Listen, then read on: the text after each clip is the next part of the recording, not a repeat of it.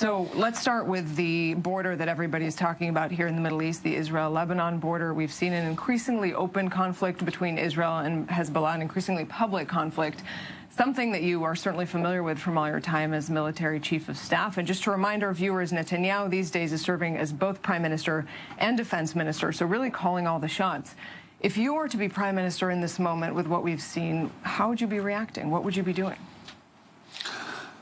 Indeed, the Lebanese area and the northern border is a very important issue. And as you mentioned, I'm pretty much aware of what's happening there. I was there for 22 years, except being the chief of staff, of course, and being the last soldier to come back from Lebanon.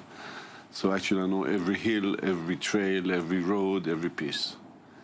We are the strongest military force in the Mediterranean area and among the leading one in the world.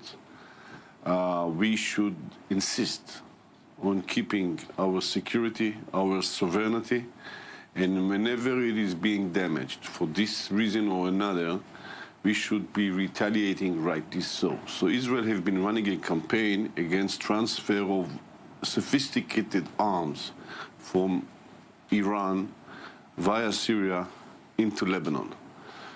Those systems might one day be used against us, so we should do whatever in our capacity to intercept those systems.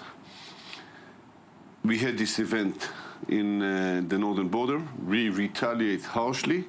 I think this is exactly what we should do. If it escalates, the government of Lebanon should pay the price. It's a sovereign country. It cannot hold the stick in both sides. It needs to decide. If it's Lebanon, then it's responsible, and it's not Hezbollah as far as we are concerned. And if they are responsible, they should make sure that nothing happens from there. However, I would do as much or more, but I would talk less.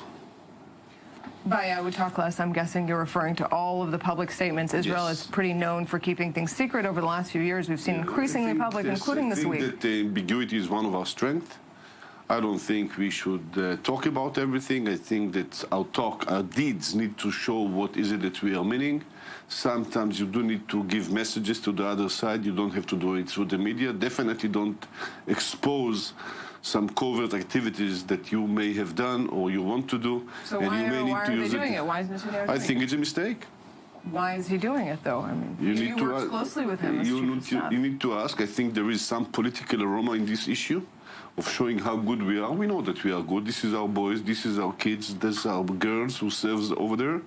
I suggest to keep them safe, not to talk about those things. Do what you have to do and talk less. Is it a danger to Israel's security to be talking like that? It's not a danger to Israel's security because we are the strongest one, but it might endanger some future capabilities and the needs to use it again, and I'm very sorry about it. So let's talk about an issue that I know is extremely relevant to our viewers and really to U.S. Jews around the world. In the United States, Israel is increasingly becoming a political subject. It's increasingly becoming partisan. And we've seen President Donald Trump making some comments recently, some controversial comments, saying that if U.S. Jews decide to vote Democrat, that they are actually betraying Israel, that they're being disloyal to Israel. What do you think of that?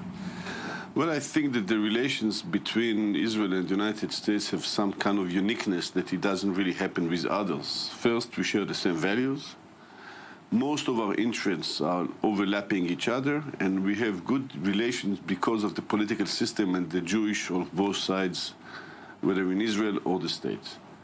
The biggest strength we've ever had was that we kept the Israeli issue a bipartisanship issue from the Israeli side and from the American side, and I think that's the way it should stay. And it should not become a controversial issue from either side of the ocean, I would say. So I think we should try and keep and strengthen as much as we can the relations between the country. And every time that we come into some kind of conflict, of internal conflict of each side, it should be an internal conflict of each side, but never go across the ocean itself. So to be clear, if U.S. Jews are anti-Trump, if they vote Democrat, then they're no less of a friend to Israel. The best president of the United States is by necessity the best president for Israel. Every citizen of America is fair friend of the state of Israel, regardless of him being a Republican or Democrat. I could not care more or less. I met with two delegations here probably 2 or 3 weeks ago, a Democratic delegation and a Republican one, and I was open and friendly with both of them just as much.